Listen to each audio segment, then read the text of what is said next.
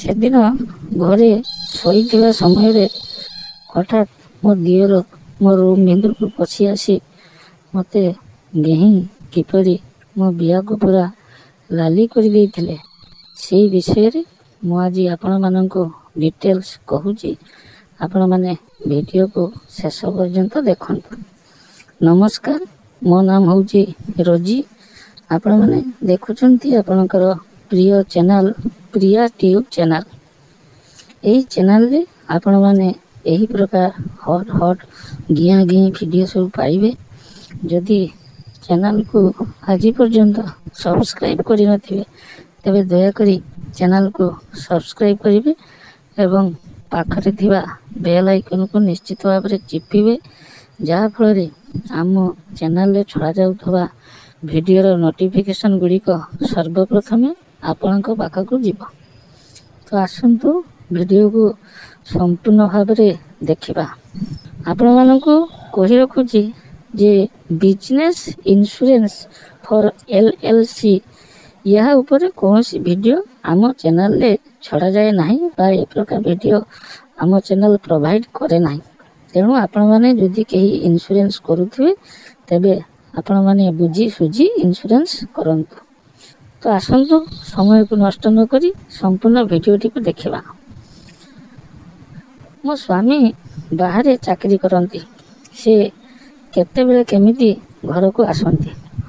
ବହୁତ ଦିନ ସେ ବାହାରେ ରୁହନ୍ତି। 6 ମାସେ 7 ମାସେ ଥରେ ଅଧେ ଘରକୁ ଆସନ୍ତି। ତେଣୁ ଘରେ ଆମେ ମୁଁ ଏବଂ ମୋର ଦିଅର ଏବଂ ମୋ ଶ୍ୱଶୁର ଶାଶୁ ମାତ୍ର ଏତିକି ମେମ୍ବର। ଶାଶୁ କହିଲେ ଯେ ମୁଁ ଏବଂ ତମ ଶ୍ୱଶୁର ଆମେ 2 ଜଣ ଯାଉଛୁ ଆମ ବାପ ଘରକୁ, ଆମେ ଗୋଟିଏ ଦିନ ପରେ ଫେରି ଆସିବୁ। ମୁଁ ବି କହିଲି ଠିକ୍ ଅଛି। ତାପରେ ସେମାନେ ଚାଲିଗଲେ। ଆଉ ମୋର ଦିଅର ଯିଏ ବୟସ ପାଖାପାଖି 28-29 ହେବ, ସେ ଅବିବାହିତ, ବିବାହ କରିନାହିଁ।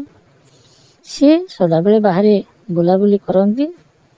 ସେଦିନ ମଧ୍ୟ ବୁଲାବୁଲି କରି ପାଖାପାଖି ରାତ୍ରି 8ଟା କି 8:30 ହେବ ସେହି ସମୟରେ ଆସି ଘରେ ପହଞ୍ଚିଲେ।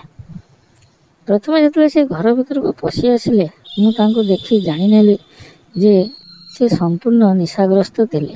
ଅର୍ଥାତ୍ ସାଙ୍ଗ ସହିତ ମିଶି ସେ କେଉଁଠି ଡ୍ରିଙ୍କସ୍ କରି ଘରକୁ ଫେରିଛନ୍ତି। ତାଙ୍କ ପାଦ ଗୁଡ଼ିକ ତଳେ ଠିକ୍ ସେ ପଡ଼ୁନଥିଲା।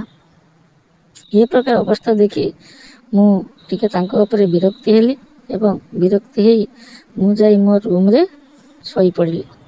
ରୋଷେଇବାସ ସାରି ଦେଇଥିଲି, ତେଣୁ ଯାଇକି ରୁମ୍ରେ ଶୋଇପଡ଼ିଲି। 5 କି 10 ମିନିଟ୍ ଯାଇଛି, ସେ ଅର୍ଥାତ୍ ମୋ ଦିଅର ସେ କ'ଣ କଲେ ନା ମୋ ରୁମ୍ ଭିତରକୁ ପଶି ଆସିଲେ। ପଶି ଆସି ସେ କ'ଣ କଲେ ନା ମୋ ବିଛଣାରେ ବସି ପଡ଼ିଲେ।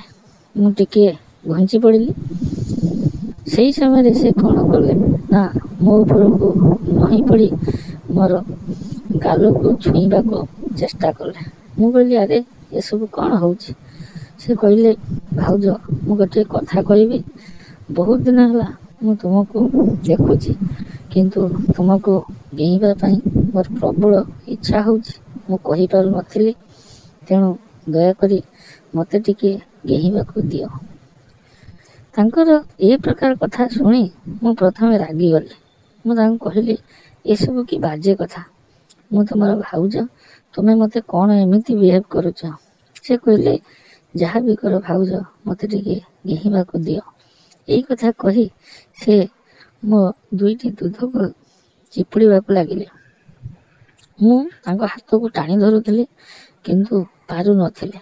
କିଛି ସମୟ ସେ ମୋ ଦୁଧକୁ ଚିପୁଡ଼ି ସାରିଲା ପରେ ମୋର ବି ଆସ୍ତେ ଆସ୍ତେ ମନ ହେଇଗଲା ଡିଆଁ ଖାଇବାକୁ। କାରଣ ମୋ ସ୍ୱାମୀ ପାଖାପାଖି 6-7 ମାସ ହେଲାଣି ବାହାରେ ଅଛନ୍ତି। ତେଣୁ 6 ମାସ ଧରି ମୁଁ ଡିଆଁର ସୁଖ ପାଇନାହିଁ।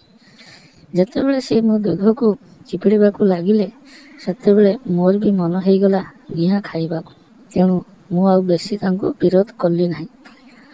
ତେଣୁ ସେ କ'ଣ କଲେ ନା ମୋତେ 2 ହାତରେ ଟେକି ଧରିଲେ ଏବଂ ମୋତେ ଛିଡ଼ା କରାଇଦେଲେ। ଛିଡ଼ା କରାଇ ଦେଇ ମୋ ଶାଢ଼ୀକୁ ଖୋଲିଦେଲେ। ମୁଁ କେବଳ ପିନ୍ଧିଥିଲି ସାୟା ଏବଂ ବ୍ଲାଉଜ୍।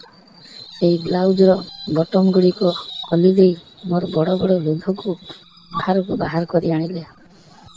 ବାହାର କରି ଆଣି ନିଜ ପାଟିରେ ତାକୁ ଚୁଚୁମିବାକୁ ଲାଗିଲେ। କିଛି ସମୟ ଚୁଚୁମି ସାରିଲା ପରେ ସେ ସମ୍ପୂର୍ଣ୍ଣ ଭାବରେ ମୋ ବ୍ଲାଉଜ୍ଟିକୁ ଖୋଲିଦେଲେ। ତାପରେ ମୋ ସାୟାଟିକୁ ମଧ୍ୟ ଖୋଲିଦେଲେ। ମୁଁ ପୁରା ଉଲଗ୍ନ ହେଇଗଲି। ମୋ ଉଲଗ୍ନ ଚେହେରାକୁ ଦେଖି ସେ ପୁରା ପାଗଳ ହେଇଯାଉଥିଲା। କେତେବେଳେ ମୋ ଦୁଧକୁ ଚିପୁଥିଲା, କେତେବେଳେ ଦୁଧକୁ ପାଟିରେ ଚାଟୁଥିଲା, କେତେବେଳେ ମୋ ପେଟ ସେ କିଛି ବି ବାଦ ଦେଉନଥିଲା। ଚାରିଆଡ଼େ ଖାଲି ଚାଟି ଚାଲି ଯାଉଥିଲା। ଏମିତି କିଛି ସମୟ କରିସାରିଲା ପରେ ସେ ମୋ ବିହାରେ ତା ମୁହଁକୁ ଲଗେଇ ଦେଲା ଏବଂ ଜିଭରେ ମୋ ବିହାକୁ ଚାଟିବାକୁ ଲାଗିଲା। ପାଖାପାଖି 10ରୁ 15 ମିନିଟ୍ ପର୍ଯ୍ୟନ୍ତ ମହୁ ଖାଇଲା ଭଳିଆ ସେ ଖାଲି ଚାଟି ଚାଲିଲା। ଏମିତି ଚାଟୁଥାଏ ଏବଂ ପାଗଳା ଭଳିଆ ହେଇଯାଉଥାଏ। ଏହାପରେ ସେ ମୋତେ ନେଇ ପଲଙ୍କ ଉପରେ ଲଥ୍ କିନା ବସେଇ ଦେଲା। ବସେଇ ଦେଇ ତାର ପେଣ୍ଟଟିକୁ ଖୋଲି ଲମ୍ବା ବାଣ୍ଡଟିକୁ ମୋ ବିହାରେ ପସେଇଲା। 15ରୁ 20 ମିନିଟ୍ ପର୍ଯ୍ୟନ୍ତ ସେ ଲଗାତାର ଭାବରେ ଘେହିଁ ଚାଲିଲା। ସିଏ ଯେତେବେଳେ ମୋତେ ଘେହୁଁଥିଲା ମୋତେ ବହୁତ ଆରାମ ଲାଗୁଥିଲା। ମୁଁ ଏତେ ଶାନ୍ତି ପାଉଥିଲି ଯେ ଅନୁମାନ କରୁଥିଲି ମୋ ସ୍ୱାମୀ ମଧ୍ୟ ଏତେ ଖୁସି ମୋତେ ଘେହିବାରେ ଦେଇପାରନ୍ତି ନାହିଁ। 20ରୁ 25 ମିନିଟ୍ ପର୍ଯ୍ୟନ୍ତ ସେ ମୋତେ ଘେଇଁଲା। ତାପରେ ସେ ମୋତେ ଛିଡ଼ା କରେଇଦେଲା ଏବଂ ଗୋଟିଏ ପାଦକୁ ନେଇ ଖଟ ଉପରେ ଟେକି ଧରିଲା ଏବଂ ଠିଆ ଠିଆ ପୁଣି ସେ ଘେଇଁଲା। ଏମିତି ପାଖାପାଖି ଘଣ୍ଟାଏ ଧରି ସେଦିନ ସେ ମୋତେ ଘେଇଁଥିଲା।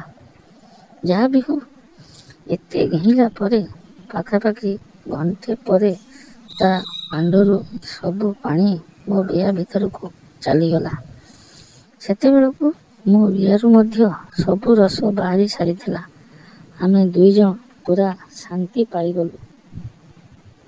ସେଇଦିନ ପରେ ଆମେ ଏମିତି ବହୁତ ଥର ଗିଆଁଗିଇଁ ହେଇଛୁ। ସେସବୁ ବିଷୟରେ ମୁଁ ପରବର୍ତ୍ତୀ ଭିଡ଼ିଓରେ ଆପଣମାନଙ୍କୁ କହିବି।